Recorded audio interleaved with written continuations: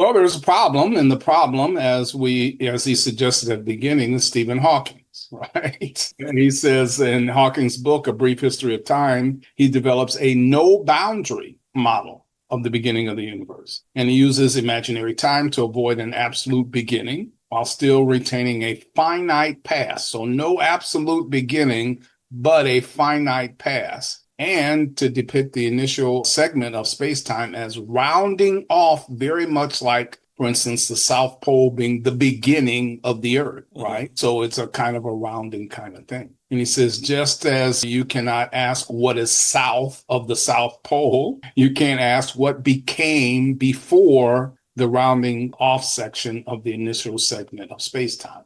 And so there's no need then, according to Hawking's model here, for a beginning, and yet the past is still finite. So he gets both and with his model, a finite past, but no beginning, which is interesting. So Christians can't invoke God because it's an invisible imaginary friend, but scientists can use imaginary time and just be A-okay with it. I guess that's where we're at for our levels there. Yeah, it doesn't sound real fair, but hey. Yeah.